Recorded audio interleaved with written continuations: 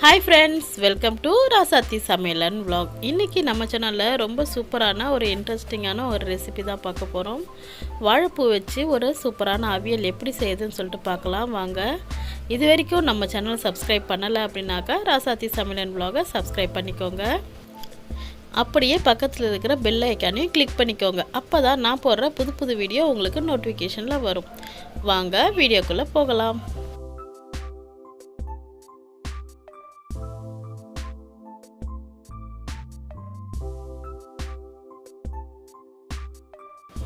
இப்போது ஃபஸ்ட்டு பார்த்திங்கன்னா நம்ம வாழைப்பூவில் இருக்கிற அந்த பூவெல்லாம் பிச்சு எடுத்துட்டோம்.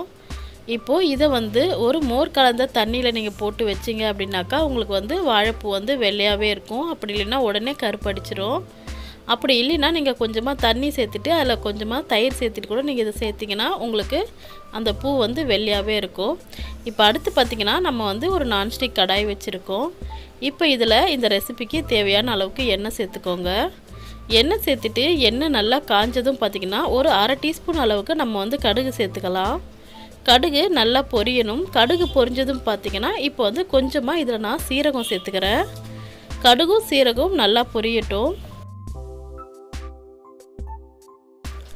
இப்போ பார்த்திங்கன்னா கடுகும் சீரகமும் நல்லா பொரிஞ்சாச்சு. இப்போ நான் பார்த்திங்கன்னா ஒரு 150 கிராம் வரைக்கும் நான் சின்ன வெங்காயம் எடுத்துருக்கேன். சின்ன வெங்காயத்தை நல்லா பொடிசாக கட் பண்ணி எடுத்துக்கிட்டேன். சின்ன வெங்காயம் சேர்க்கும் போது பார்த்திங்கன்னா ரெசிபி நமக்கு இன்னும் ரொம்ப நல்லா சூப்பராக டேஸ்ட்டாக இருக்கும்.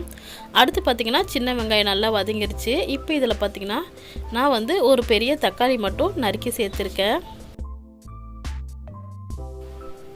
இப்போது இந்த அவியல் பார்த்திங்கன்னா உங்களுக்கு வெறும் சாதத்து கூட நம்ம அப்படியே சாப்பிட்லாம். அவ்வளோ டேஸ்ட்டாக இருக்கும்.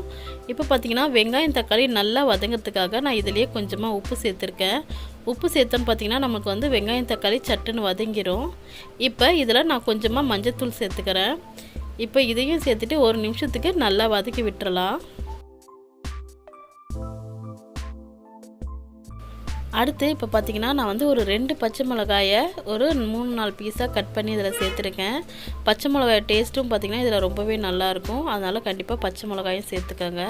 அடுத்து பார்த்திங்கன்னா இதில் ஒரு கொத்து அளவுக்கு கருவேப்பிலையும் சேர்த்துருக்கேன். இப்போ இது எல்லாத்தையும் நம்ம சிம்மிலேயே நல்லா வதக்கி விட்டுறலாம். இப்போது வெங்காயம் தக்காளி எல்லாமே நல்லா வதங்கியாச்சு. இப்போ நம்ம நறுக்கி எடுத்து வச்சுருந்த வாழைப்பூவையும் இது கூடயே சேர்த்துக்கலாம். சேர்த்துட்டு இதை நல்லா வதக்கி விட்டுருங்க.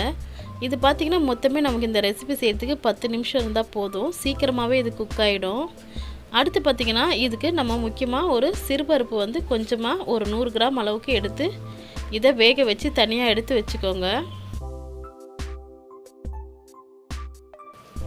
இப்போ பார்த்திங்கன்னா நம்ம சேர்த்துருந்த எல்லாமும் நல்லா வதங்கியாச்சு.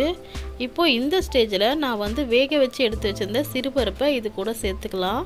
எனக்கு பார்த்திங்கன்னா நான் சிறுபருப்பு கொஞ்சம் அதிகமாக தான் சேர்த்துருக்கேன்.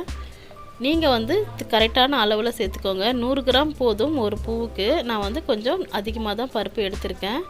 இப்போது பருப்பு நல்லா இந்த மாதிரி பூ போல் வெந்ததும் இது கூடயே நம்ம சேர்த்துக்கலாம்.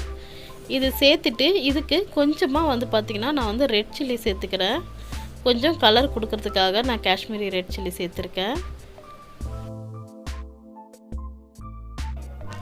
நமக்கு வாழைப்பூ நல்லா இதிலே குக் ஆயிடணும். நம்ம வேக வச்ச சிறுபருப்பு சேர்க்குறதால பார்த்திங்கன்னா நம்ம முதல்லையே வாழைப்பூவை நல்லா வேக வச்சிடலாம். முக்கால்வாசி அளவுக்கு வெந்ததும் நம்ம சிறுபருப்பு சேர்த்துட்டா கரெக்டாக இருக்கும். இதே மெத்தடில் நீங்களும் செஞ்சு பாருங்கள். வாழைப்பூ உங்களுக்கு அவியல் சூப்பராக இருக்கும். கண்டிப்பாக இதை ட்ரை பண்ணி பாருங்கள்.